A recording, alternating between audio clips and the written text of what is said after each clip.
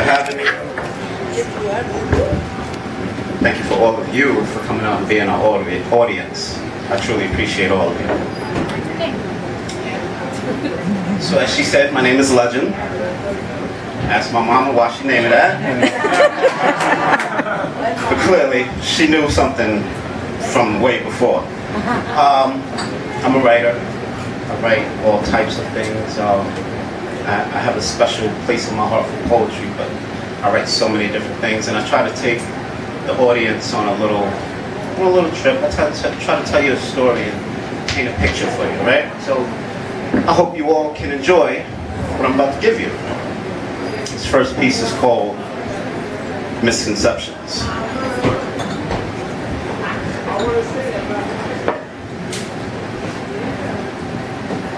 The preacher, he set out to take the people to the promised land. He was an honest man. His word was bonded, man. But he had an itch inside that he just couldn't hide. His heart jumped for joy, and he felt like a little boy in a shop full of toys when little boys would sit upon his lap. Yet every version of every sermon empties every purse and uplifts every person, while the choir makes every toe tap. The hoe, she walks the street, she's not discreet, flaunting the goods as she walks a beat. She's about her money, man. Ask anybody that knows her outside of the alleys of 25th and Dozier, they'll say she's a good woman. It's a funny thing. She's a great mom to her kids, concealing the monster within, kissing her children with the same lips that nightly, tightly accost dicks. It's a shame, but it is what it is, isn't it? The movie star. He has the glitz and the glam and the fame and the fortune. His smiling pics and the mags, teen girls think he's awesome.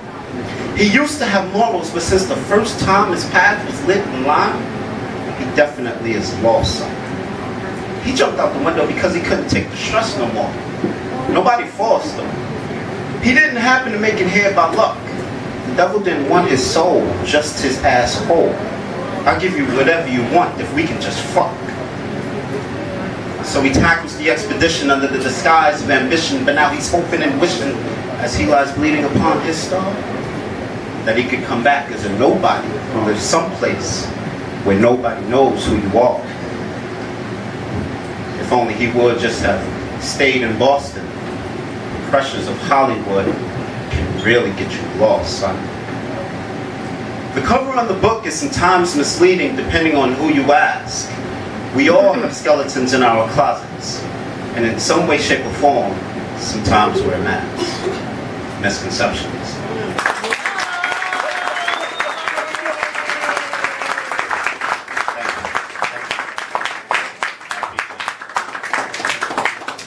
So as I said, I'm a writer, and I needed to write a piece for myself because sometimes I don't feel like writing. I'm just bored with writing, and I needed to write a piece really for myself to just like a mission statement to keep me focused. So I hope you enjoy. I call this I Write. Lhegend!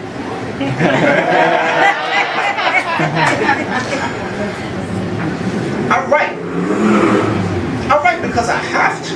It's my craft, dude. No matter where I'm at or where I'm going or what I'm going through, it's what I come back to. It's my life. It's my tattoo. So brand me as a writer. I'm a lover, not a fighter. I write because it feels right and makes my troubles feel lighter. There's a lot to be gained by putting your troubles on a page. You can stop that knot of pain in your gut from bubbling into rage. By capturing it in the moment, you can deal with the heart that's broken. The page is absorbent, the emotions soak in. Let out everything you didn't but wanted to say. The unspoken word is now spoken. I write. I write because it sets me free and it reintroduces me to me and who I am and who I can be, and often removes the emotion from my view so I can see emotion free. I write. I write because I want to, because I love to, because I'm thinking of you. A writer always writes, even if by the hallway's lights. It may not always be tight, but god damn it, it's always, always right.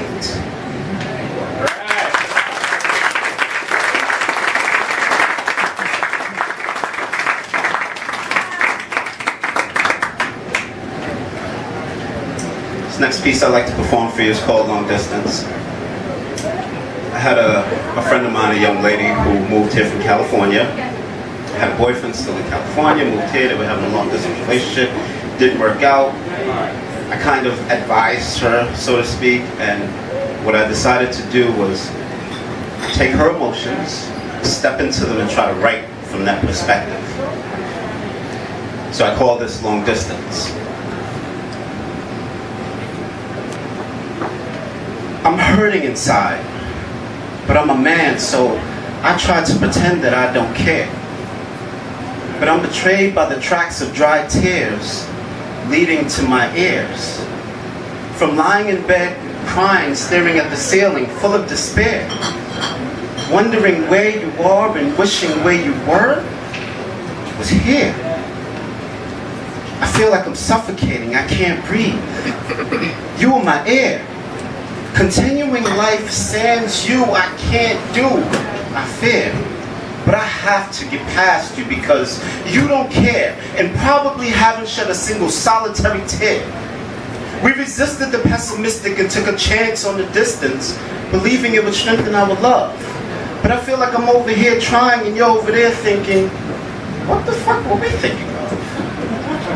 I feel like I was left stranded on an island, yet we were on that boat together. The sun was shining and you went and bolted at the first sign of inclement weather. I used to dedicate that song by Neo and Fab. I was good, but I thought you made me better. But it's obvious you feel otherwise, and you're probably seeing other guys, so I have to end it with this letter. Dear Joan, it seems we've reached the end of our road, I guess since we were miles apart. Please hear me clearly. I loved you dearly, but baby, I had to follow my heart. It'll be hard to get past what I thought we'd make last. I guess they were right all along. It's best we end this now and cut our losses while they're short, because resentment could set in before long. Go about your life. Don't worry. Be happy. There's no need to call anymore. It's not like you said anything anyway, but now you don't have to say anything anymore.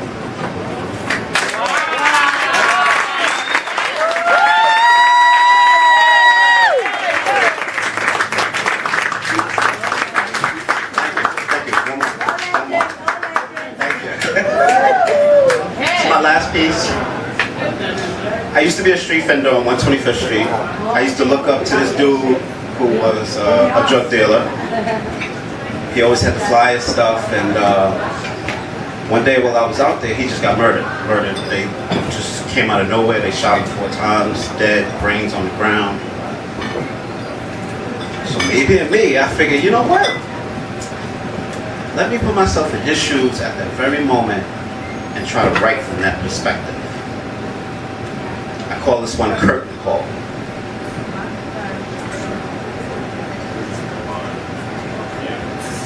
The summer of '93 was hot.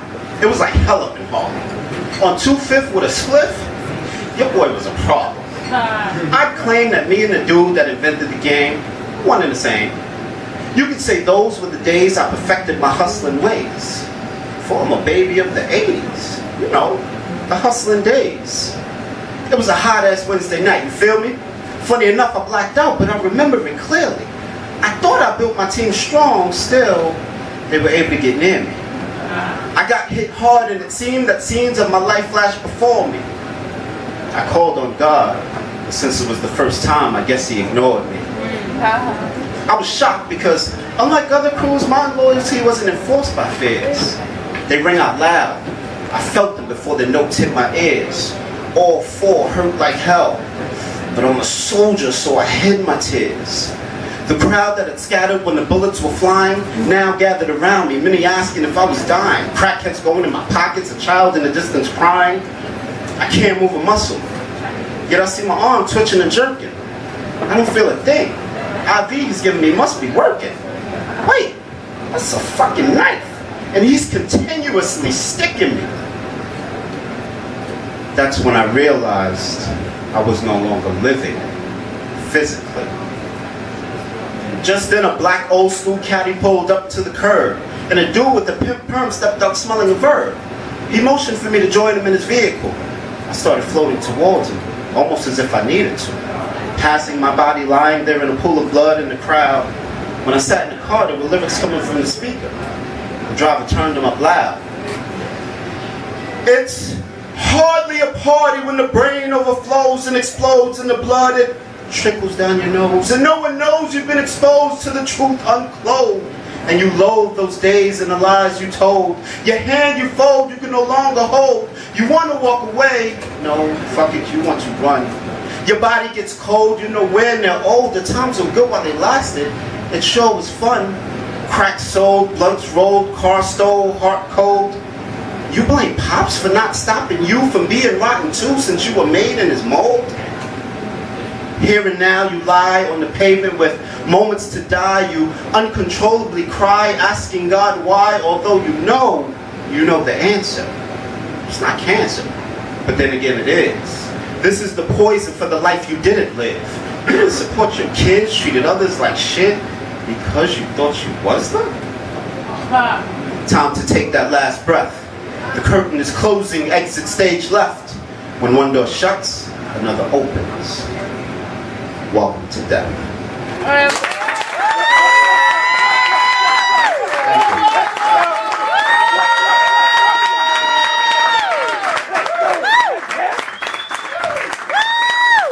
I'm glad you all know what time it is. Yes, keep it going for Lhegend Carter. That's right!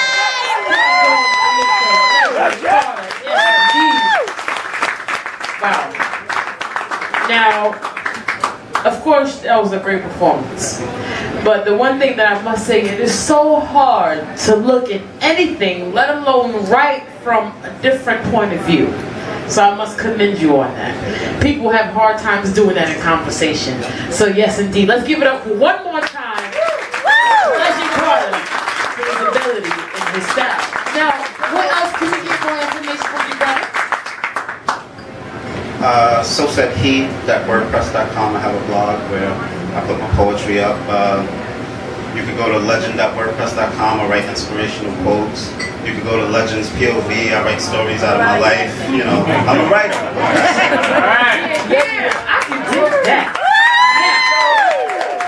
Now, when you go look for him, make sure you spell it Lhegend. Okay, so it's Lhegend. Just make sure.